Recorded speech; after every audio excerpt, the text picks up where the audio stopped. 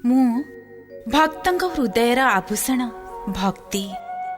ମୁଁ ପୂଜାରୀଙ୍କ ହୃଦୟର ଆଭୂଷଣ ପୂଜା।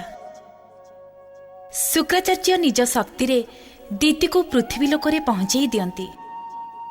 ଦିତିର ପରିବର୍ତ୍ତିତ ରୂପ ଦେଖି କଶ୍ୟପ ଆଉ ଅଦିତି ପ୍ରସନ୍ନ ହୁଅନ୍ତି। ଶ୍ରୀ ଗଣେଶଙ୍କର ମିଠା ମିଠା କଥା ଦେବୀ ପାର୍ବତୀଙ୍କୁ ପ୍ରସନ୍ନ କରିଦିଏ। नारायण नारायण नारायण श्रीमन्नारायण नारायण नारायण। प्रणाम देवर्षि। आपणक कल्याण हो। आपणकर यांकु देखि चकित हेबार आवश्यकता नाही देवर्षि। ये मो मित्र धन कुबेर। स्वर्गलोक पाखरे ये निज नगरी अलकापुरी गढ़ी। ये देवता और मानवंक उपरे समान रूपरे कृपा करुथांती। यथा नाम तथा गुण। यांकर कृपा पाइबा व्यक्ति धन आउ ऐश्वर्य पूर्ण होइथांती। देवराजेन्द्र मु आपणक मित्रंक ना पूर्वर भी शुणी सारी।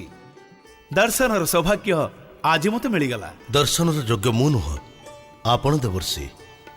आपणक दर्शन पाई मु धन्य होइगली। आपण मते आशीर्वाद दियंतु जे मु सर्वदा निज कर्तव्य करिवि। मु आपणक आशीर्वाद देबार योग्य कोठी? आपणक योग्यता कथा तो सारा संसार भल भाव जानी। जदि आपण मते निज आशीर्वाद न देबाकू चाहती तेबे ना ना ना ना ना आपण तो ए संसारर समस्त शुभ शक्ति आशीर्वादर पात्र। आपण को ए नारदर आशीर्वाद स्थान रे अग्रपूज्य श्री गणेशଙ୍କ आशीर्वाद प्राप्त करबा उचित। से श्री महागणेशଙ୍କ अवतार। तांको कृपारु आपण निज कर्तव्य करिबारे सफल हेबे। देवर्षि अग्रपूज्य श्री गणेश केउठी? कैलास रे माता पार्वतीଙ୍କ पाखरे। आपण कैलास जाई प्रथमे भगवान शिव और माता पार्वती पुणी मंगल मूर्ति को दर्शन करंतु। मित्र कुबेर देवर्षि परामर्श मानी आपण कैलास अभिमुखे जातु। मु स्वर्ग प्रस्थान करुछि।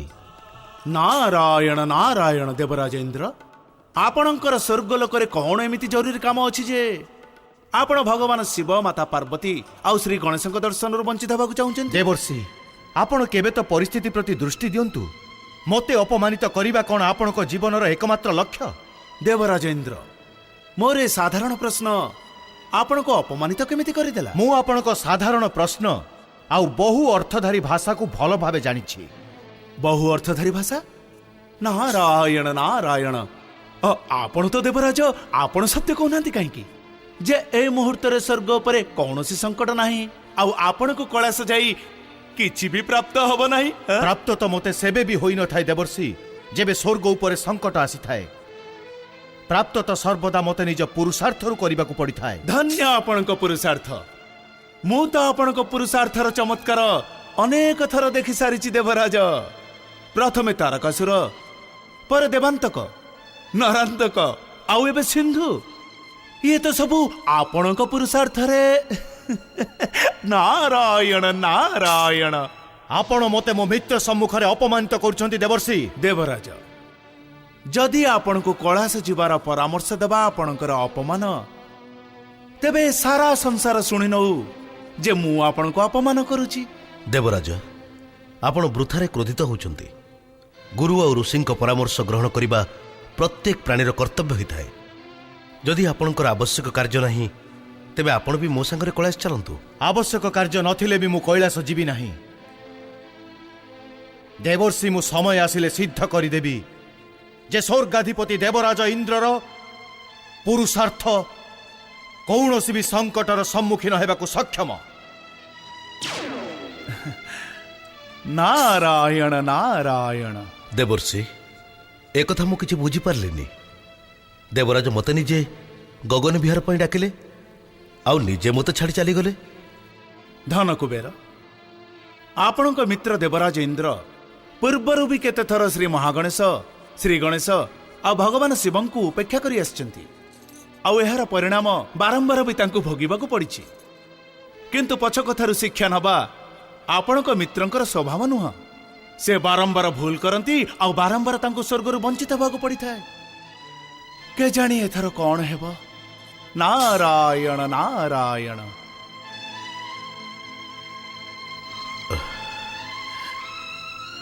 ମୋତେ ତ ଏବେ କୈଳାସ ଯିବାକୁ ହବ, ଆଉ ଶ୍ରୀ ଗଣେଶଙ୍କ ଦର୍ଶନ ଲୋଭି ନିଜ ଜୀବନକୁ ସଫଳ କରିବାକୁ ହବ।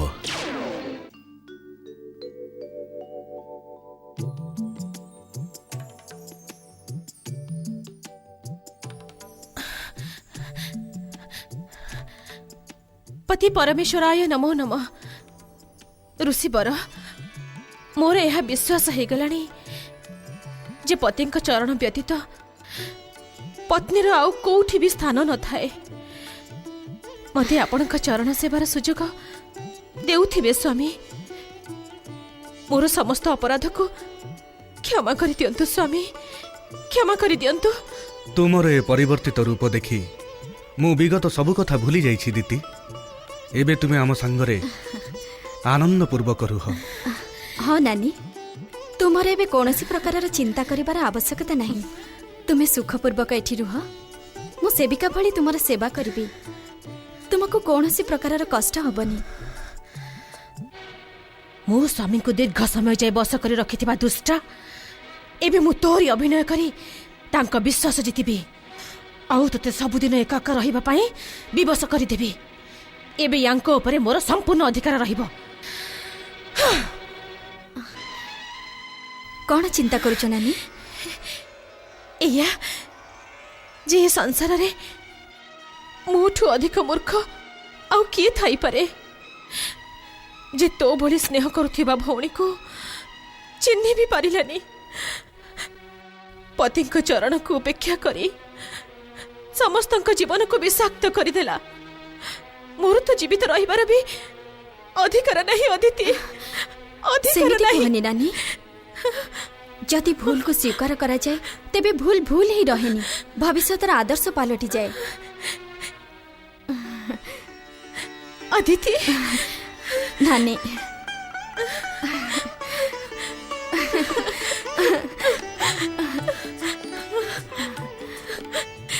स्वामी कुह दीति। जदि आपण आज्ञा दियंती तेबे मु गोटे निवेदन करबा को चाहूछी। अवश्य स्वामी, एबे आपणक सेवार सुजोग आपण मते दियंतु। बिचारी अदिति आपणक सेवा करी करी थकी जीवणी। एबे तार विश्राम आवश्यक स्वामी। हाँ स्वामी। ना ना नानी, एमिति कही मते पापी करनी। मु तुमठु सान, तुमर आ स्वामींकर सेवा करिबा मोर कर्तव्य। मु तुम दुहिंकर सेवा करिबी। आपण धन्य परमदेव श्री महागणेश, धन्य आपणक लीला। आपणक कृपा पाइबा पाई असंभव भी संभव हो जाए। आपणकर जय हेउ परमदेव श्री महागणेश, आपणकर जय हेउ, जय हेउ।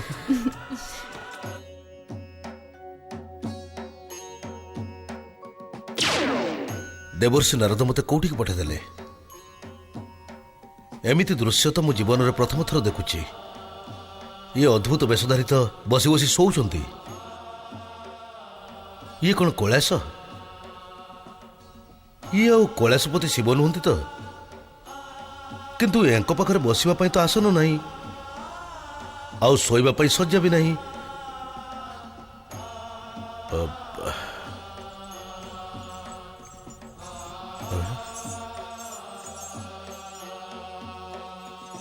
तुमे दुहे विचित्र प्राणी किए? आउ तुम मुंडरे ए पशुंग भली सिंह कहीं?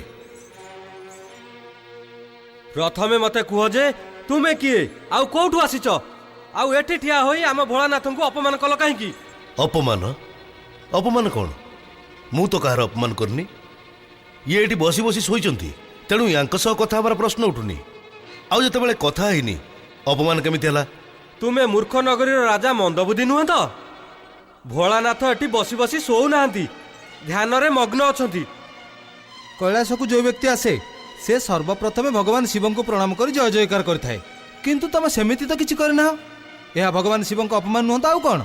देख विचित्र प्राणी, मु एठिकी श्री महागणेश अवतार श्री गणेश दर्शन करने को आछि। मोर शिव दर्शन रे किछि लाभ नहीं। आमको विचित्र प्राणी कही बारंबार अपमान करुच कहीं? मूर्ख व्यक्ति, भोलानाथ को तमे प्रणाम न करी ना श्री गणेशंकर ना माता पार्वतीकर दर्शन पाई परिबो। शीघ्र भगवान शिवଙ୍କ प्रति सम्मान प्रकट कर नचेत अरे अरे तुमे दुहे तो रोष करुछ मु यह कहूली जे मोर श्री गणेशଙ୍କ दर्शन करिवार अछि जदि तुमे दुहे मते श्री गणेशଙ୍କ दर्शन करि दियो मु तुम दुहि को प्रसन्न कर देबी श्री गणेशଙ୍କ दर्शन करिवा पई मु तुमको मूल्यवान भेटी देबा को चाहूची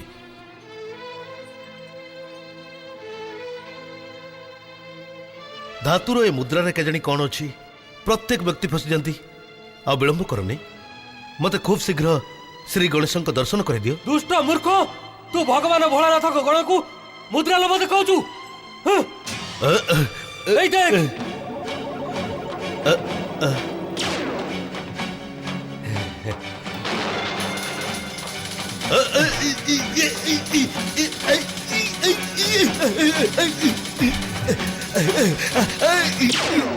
आमे मुद्रा लोभी नुह भक्तिर लोभी तुमे जहाँ को निजर उपलब्धि बोली भावुच ताहा तुमर शेष मुहूर्तर काम आसबनी काम आसब भक्ति एबे भी समय अछि भगवान शिव को प्रणाम करी निज जीवन को धन्य कर दियो जो उद्देश्य मु एठिक आछि ताको पूर्ण करबा मोर कर्तव्य मोर उद्देश्य श्री गणेश को दर्शन करबा मु अन्य का प्रणाम करबी नहीं दूर हो जाओ मो दृष्टि भृंगी महाराज आमको दृष्टि दूर करबा व्यक्ति को आमे दंडित करबा को पड़िबो आमे याकु ए संसार दूर कर देल केमिति होंता नंदी महाराज एहा ही एकमात्र उपचार ए दुष्ट को आजी रही जाओ नंदी भृंगी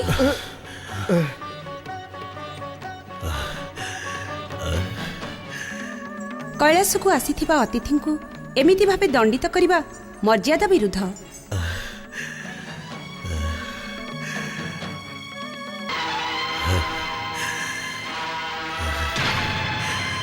हे अत्यंत रूपवती सुंदरी तुम्हें किए एभली सुंदरी नारी को तो स्वर्ग कण अलकापुर रे भी देखे नहीं धन्य देवर्षि जे मते एठिकी पठेइछ नहले मो जीवन वृथा ही था एठिकी आसी मो संसार सर्वोत्तम सुंदरी को देखिली हे सुंदरी तमे किए कुह तमे किए एते समय धरी तुम ऊपर प्रशंसा करुची आउ तमे नीरव अछ टिके निज सुंदर मुहरु किछि मधुर कथा कुह श्री गणेश ये दुष्ट को समाप्त कर दियंतु चाहिचंती कोन माता पार्वती को ऊपर कुदृष्टि पकैथिबा दुष्ट जीवित रहबा को योग्य नुहे श्री गणेश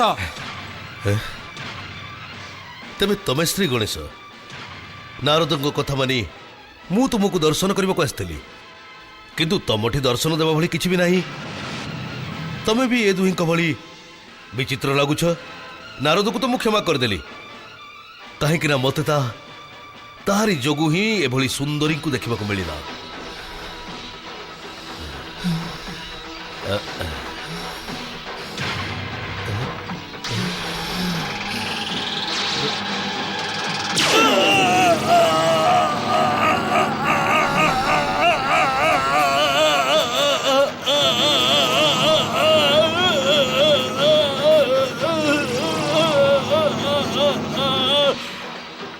मत क्षमा कर दिंतु माता मत क्षमा कर दिंतु मोर बड़ भयंकर भूल हो गला जहाँ को माता को सम्मान देवार थिला मु ताको ऊपर कुदृष्टि पकेली माता यज्ञ दत्तଙ୍କ पुत्र धन कुबेर तुमे मते माता रूपरे सम्मान देई कृपा तो प्राप्त करिनेल किंतु मो क्रोधाग्नि रे तुमे बाम नेत्र हराइल एबे तुमे गोटिए नेत्र रे संसार को देख आउ निजको शिव भक्ति रे समर्पित करि दियो यथाज्ञा माता मु आजन्म शिव भक्ति रे लीन रहिबी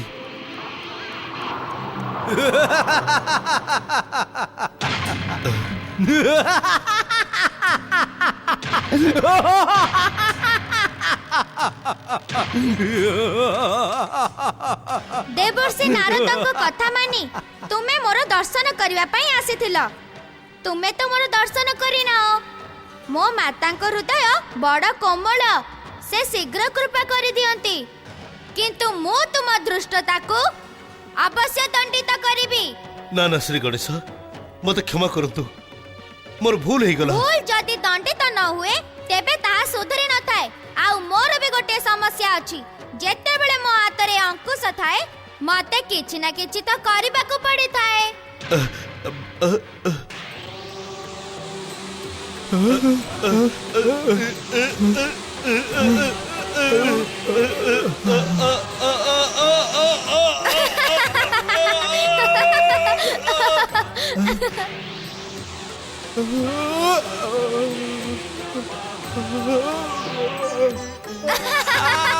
ବାପି କୁବେର, ଦୁଷ୍ଟ ଭୟାସୁର, ଏ ମୁହୂର୍ତ୍ତରେ ତୁମେ ଦୁହେଁ କୈଳାସରେ ଥିଲ।